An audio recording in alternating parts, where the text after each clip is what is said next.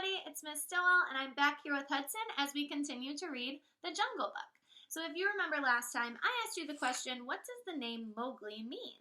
And Mowgli means little frog.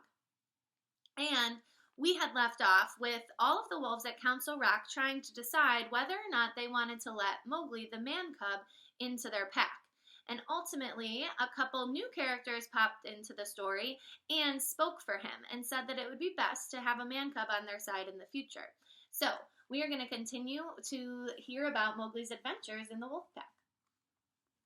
Over the next 10 or 11 years, Mowgli had many wonderful adventures among the wolves. He grew with the cubs, though they were grown wolves before he was even a child. Father Wolf and Baloo the bear taught him all the things to know in the jungle. When Mowgli was not learning, he sat in the sun and slept and ate and slept again. When he felt hot or dirty, he swam in the forest pools. And when he wanted honey, Baloo taught him that honey and nuts were as good to eat as meat. He climbed up and got it. Mowgli was very good at climbing anywhere thanks to Bagheera. When Mowgli was still very small, Bagheera would lie out on a branch and call, "Come along, little brother." At first, Mowgli would cling to a vine and crawl slowly along, but soon he could fling himself through the branches of the jungle as boldly as an ape. When the pack met, Mowgli took his place at Council Rock. He discovered that if he stared hard at any wolf, the wolf would be forced to drop his eyes. In this way, Mowgli could easily win an argument, but sometimes he would stare just for fun. He would also pick long, painful thorns out of the paws of his wolf friends. The members of the wolf pack were grateful for Mowgli's nimble fingers, and Mowgli considered himself to be one of them. At night, Mowgli would go down the hillside into the farmlands and look at the villagers in their huts. He was curious about men, but he did not trust them. Bagheera had shown him a trap made by men, so well hidden in the jungle that Mowgli had nearly walked into it. There was nothing Mowgli liked better than to spend the day with Bagheera in the warm, dark heart of the forest. They would sleep all the drowsy day, and at night, Mowgli would watch Bagheera do his hunting. Bagheera hunted easily whenever he felt hungry, and so did Mowgli, with one exception. As soon as Mowgli was old enough to understand, Bagheera had told him he must never harm Water Buffalo because he had been accepted into the pack for the price of a buffalo's life. "All the jungle is yours," Bagheera said, "but for the sake of that bull, you must never kill or eat Water Buffalo. That is the law of the jungle." Mowgli obeyed the rule faithfully. Mowgli grew big and strong, living the carefree life of a boy who thought mostly of things to eat. Once or twice, Mother Wolf told him that Shere Khan was not to be trusted. She told him that someday he must kill Shere Khan. A young wolf would have remembered that advice every hour, but because he was only a boy, Mowgli forgot it. Shere Khan was always crossing Mowgli's path. The tiger had become great friends with the younger wolves in the pack, who followed him and ate his scraps. This was something Akela would never have allowed in his stronger days, but the pack leader was growing old and feeble. Shere Khan flattered the younger wolves, asking them why such fine hunters were content to be led by a dying wolf and a man cub. "They tell me at council you don't dare look him in the eyes," the tiger would say, and the young wolves would growl and bristle. Bagheera, who had eyes and ears everywhere, tried to warn Mowgli that Shere Khan was a dangerous enemy. But Mowgli just laughed. "I have you and the pack, and even lazy Baloo might strike a blow for my sake. Why should I be afraid?" One very warm day, Bagheera tried again. "Little brother, how often have I told you that Shere Khan is your enemy and will one day try to kill you?" Mowgli lay with his head on Bagheera's beautiful black fur.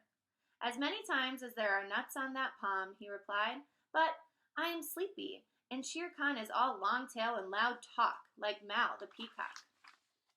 "This is no time for sleeping," Bagheera said seriously. "Shere Khan is a danger to you. Baloo knows, and I know.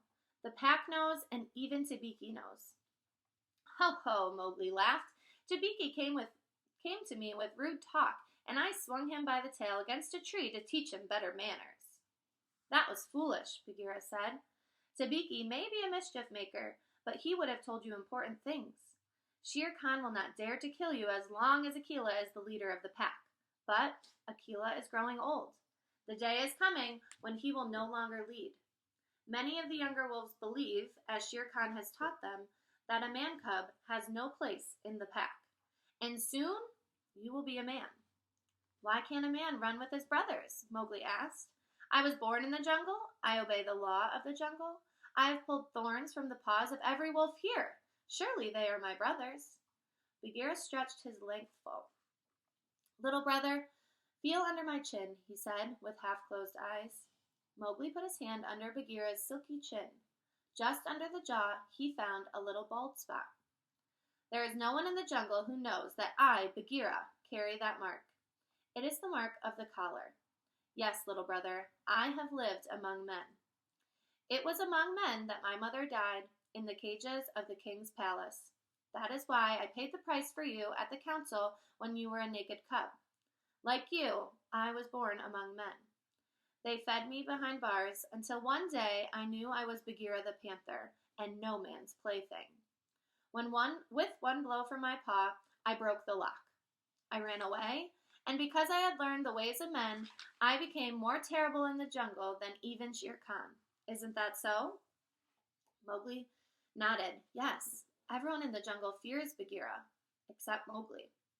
You are a man cub, Bagheera said tenderly. Just as I return to the jungle, one day you will go back to the world of men, if you are not killed by the pack first. Why should the pack wish to kill me? Mowgli asked. Look at me, said Bagheera. Mowgli looked steadily into his eyes.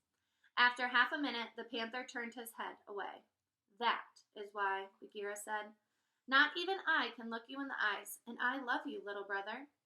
The others hate you because their eyes cannot meet yours. They see that they are not your equal because you are wise, because you have pulled thorns from their feet, because you are man. I didn't know, Mowgli frowned under his heavy black brows. Be wise, Bagheera cautioned, and be wary. When Akela misses his next kill, the pack will turn against him and against you. They will hold council at the rock, and then, I have it. Bagheera leaped up. Go now, quickly, down to the men's hut, and take some of the red flower they grow there. Then, when the time comes, you will have an even stronger friend than myself or Baloo or your brothers in the pack. Get the red flower. That's where we will stop for today. In the comments, I want you to answer the question, what do you think he means by the red flower? It's just getting good. The adventure is just starting. I hope you stick with us as we finish this book, and I hope that everybody has a great day.